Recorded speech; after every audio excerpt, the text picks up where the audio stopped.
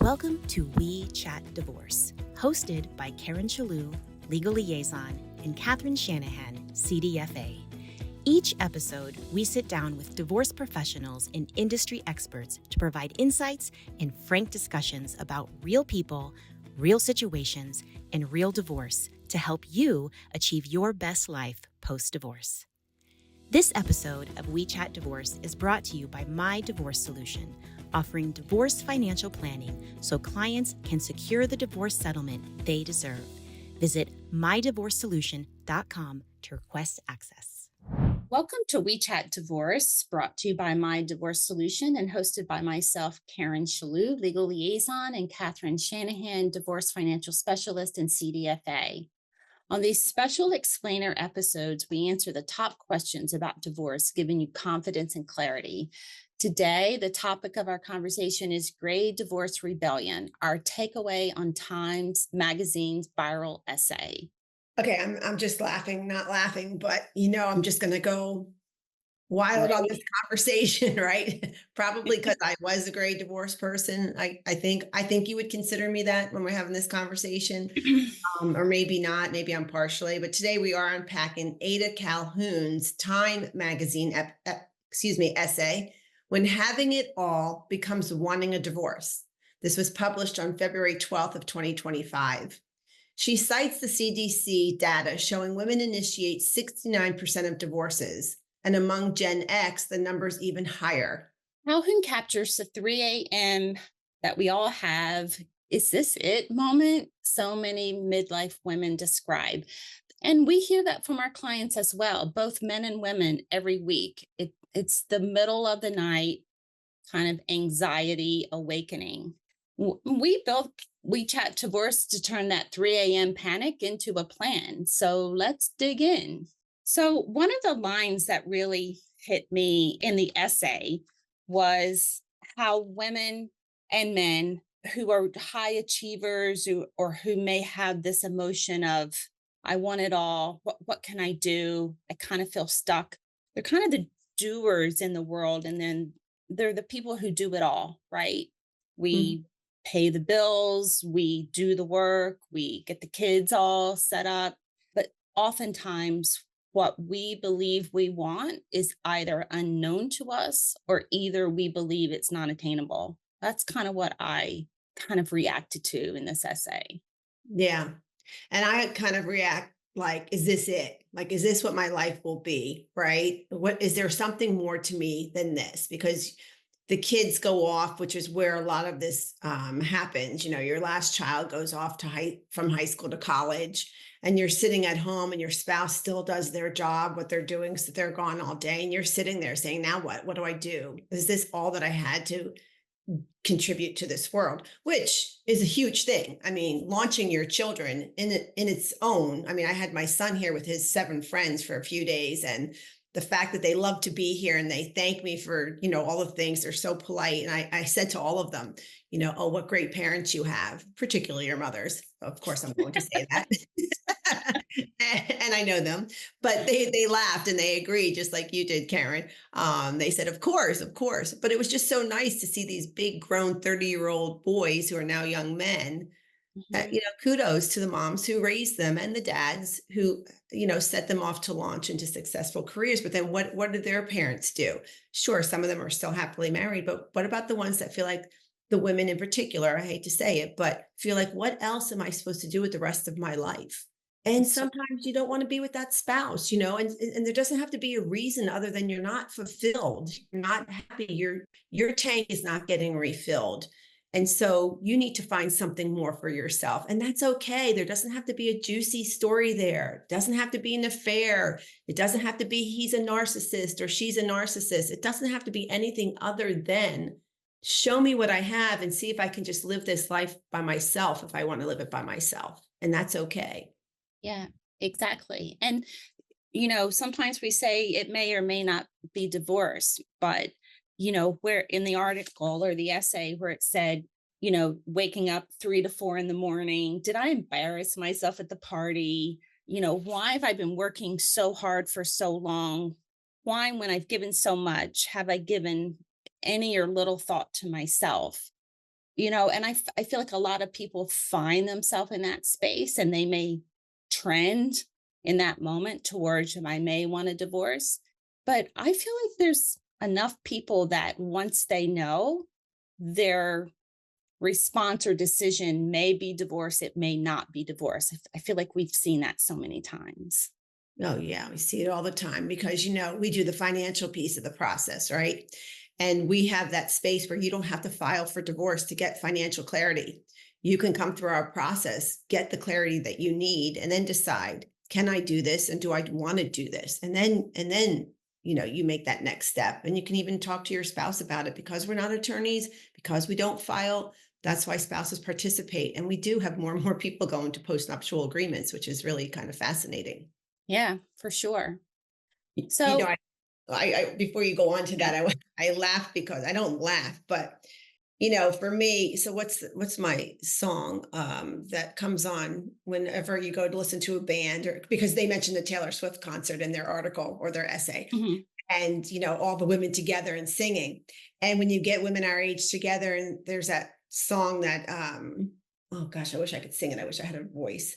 It's any female song. Walk out the door. Don't turn around now. You're not welcome anymore. That's yeah, that song. yeah, All the women hop onto the dance floor, happily married women as well. And they're just singing this song and belting it and just jumping around the dance floor. So, what does that mean? Is there some sort of freedom we're all looking for? What is it? Or do we just have that bond with each other? And, everyone looks to me because I'm the single one, right? So it's like, okay, no, it's not just my song. Look at all of you out here. Like you're all yeah, out here. So yeah, you don't, to your point, you don't have to get divorced to find this financial freedom. You just have this conversation with your spouse and get on the same page about what it is you both want to do with your lives moving forward. And if it is divorce, then you know what? Just do it a better way. And you can live independently because it's hard. It's definitely hard. yeah. And the most important thing is to be able to make good decisions for yourself, right? Whatever you decide, no one gets to know if it's right or wrong except for you. But Mhm. our commitment is helping people have the information and data needed to make those decisions. Mhm. So let's put Ada's midlife awakening in dollar terms. When people consider divorce, they may have to consider getting back into the workforce, or they may need to make sure their divorce settlement accommodations accommodates their retirement or even their cash flow needs. So those pieces of the puzzle definitely need to be unpacked, as I say, so that you have clarity. So many people spend money, even if they're the bookkeeper in their home. The way they spend money is not from a place of knowledge. It's spent from what they believe is available to them, right? Mhm. So if they have a credit card they can use, or if, I don't know, even if they're the financial manager and they don't know how much money is coming through the family's available income. I am astounded at the lack of knowledge that people come to us with, even when they say, I know, so many times they don't know. Yeah. Well, there's two sides to that coin. And one is you're talking about their expenses, right? What's coming in and Hmm. what's coming out. Yeah, Yeah. that's always an eye awakening experience for sure. And the other is I'm always astonished by the people that don't know what you have in retirement and you don't know what you have in your savings. Hmm. To me, it's like you have to be able to look at statements along the way in your marriage. You have to have some kind of conversation saying, what do we have? What do we need for retirement? Because if you Hmm. don't know what you even need for retirement. So yeah, you always talk about this, Karen, one's a spender, one's a saver. And so that saver is just thinking about retirement and what they'll need for retirement, where the spender is like, well, I don't know what we need. So I'm just going to keep living my life the way we're living it. So it is an interesting conversation with us when you get your financial portrait and both of those worlds come together, because you do need that whole picture to find out what you need to do financially for the rest of your life. And I think you mentioned it, but alimony, don't think you're getting divorced to live on your alimony. So many states have tightened up their alimony guidelines. So you have to be aware that, yes, you did give up your career. We hear that all the time. And yes, you do want it justified, but it's not necessarily going to be the answer to the rest of your life, that alimony, because there's factors involved with that. Yeah. Um, Because so many states, and it's becoming more and more every year, they're really clamping down because, the legislators are taking the position that dual income marriages are the norm. And so people will go to their counsel and say, oh, you're not going to get alimony, you're going to get it for a short amount of time, or the state that you're in doesn't recognize it anymore. We hear that more and more. But on the flip side of that, I think what people don't realize as well is that their assets, or even their passive income, is plenty for them to live on, but they would have no idea how that works. yeah, So, I mean, that's a very uncomfortable conversation because well, I can't say we, I'll say me. I totally agree. You're married for 20, 30 years and your spouse is now making mhm, $1 million a year, anywhere around that number. And then they're going to tell you that you don't get alimony. Yeah, that is frustrating. And yeah, that, long-term marriage doesn't deserve that type of behavior. And so not every state, most states for that, you will get alimony, but they do try to make you feel so guilty about asking it. And not even do they try to, but how many women do feel guilty and why they mhm, want that justification because they've raised their kids or they stayed home or they give up their careers. You don't need that justification. It makes sense. It does make yeah, sense. It's just that we don't know what you'll get, basically. right. But you definitely need to know what's available to you. You need to know how to describe your need. I was on a call with an attorney and a client just a couple weeks ago, and the conversation was so fragmented. Because the attorney saw the client's income, I don't know, it was 150,000. The client was saying what she believed her need was, which was not a lot in relative to the cash flow available to the family. And the attorney immediately went to, well, the court's not going to give you anything. This is your need and this is your income. What do you want? And I asked the attorney, do you have any idea what the spouse makes? She did not. It was millions of dollars a year. And that changed the whole dynamic of the conversation into a space where the attorney understood that the client didn't actually know what her need was. It was just, she felt so strapped and she had no idea how to make ends meet during this time. So we did end up in a good space, and the attorney adopted the information to better advocate at the support hearing.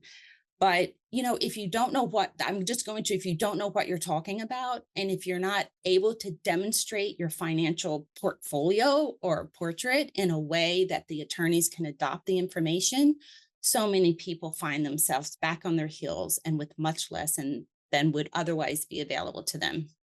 It's such a great analogy or actual story, but it's such a great point to bring up because it also works that way. We hear this also all the time on the other side of the coin, and that's the equitable distribution side. I just laugh when I hear attorneys say, what do you want to the client? What do you mean, what do I want? I don't even know what I have to know what I want, right? And Mm, so, how do you even answer that question if you don't get financially prepared first? Because you, like Karen is saying, have to be able to have your attorney adopt what you want by knowing what you want. And you can only know what you want if you know what you have, or you know what you don't have. So when you come through our process, we know what's not been collected data wise for you to make a smart decision. And we know what has been collected data wise to make a smart decision, let alone the emotional side. We want to focus on that data side. But if you don't have that conviction with yourself, you're never going to get an attorney to advocate for you. You just never get on the same page. And that's why people spend hundreds of thousands of dollars in family law because it's just most of it's wasted, if you ask me, yeah. because Yeah. people aren't prepared. Yeah. And then you end up in a dispute with your attorney to top it off. Yeah, it's Mhm. very, very challenging. So, But let's circle back to this article and let's go back to that title if I can just remember to say it because I think I said it about 15 times this morning because I thought it was such a fascinating title. Karen, what was it? It yeah, was when having it all becomes wanting a divorce. Yeah, it's a Time magazine article published in February 2025. and I just what I love about that is because it could take so many angles. What does that mean when having it all? Because some would say if you want a divorce, you don't really have it all. So what is having it all? And sometimes we hear the grass is not greener on the other side, right? So if you're sitting there waking up at 3 a.m, and saying, wait a minute, I'm having a panic here because my life is just not fulfilled, figure out what it is that will fulfill your life. And I think the first step, even in that position, is finding financial clarity, knowing what you have, like we're talking about, knowing what's coming in, what's going out, and what it could look like post-divorce. And then sometimes it's finding that information and not filing for divorce, but letting that information sit with you for a while and still see if you wake up at 3 a.m. And then maybe going and seeing a therapist to talk about what you could do with the rest of your life, or what concert you want to go to, or what trip you want to take, or what kind of freedom you really want. Because every decision should come off of having financial clarity first. Don't just jump ship because you think that you have it all, but you want a divorce. Because I would love to talk to the person who wrote this article and kind of put another spin on it as well, because I think it does hit with so many people. I think the article is dead on with so many women in particular are actually feeling like this, because, we talk to Karen and I happen to be the same age. So we talk to people the same age, but we have children and we have, a big clientele. So we hear it from every age range, but figure out what that means, having it all. And if it is that you want a divorce because that's the way you have to go, make sure you get financial clarity before making any lifetime decisions.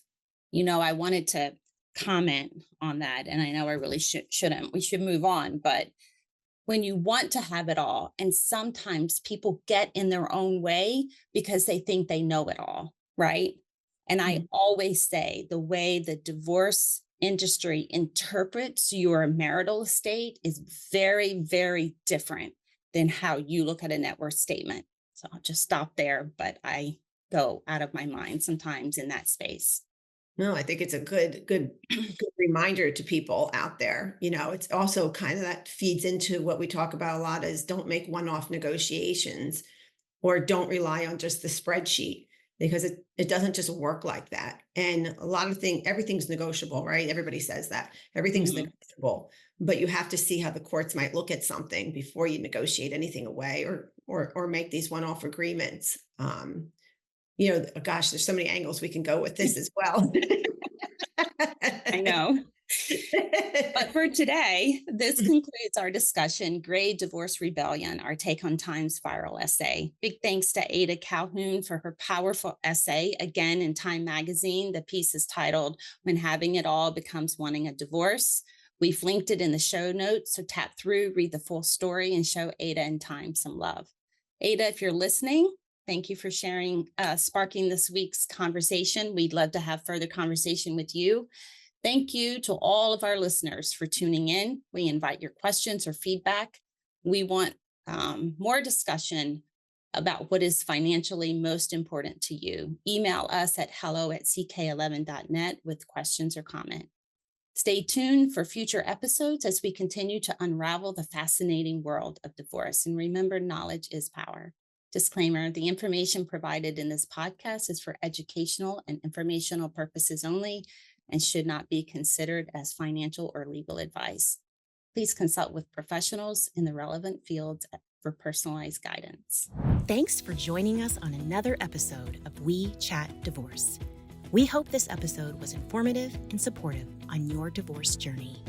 If you're looking for more support for navigating divorce with confidence and clarity, head over to mydivorcesolution.com for more podcast episodes, divorce events, and resources for your divorce. We'll see you back here for our next episode.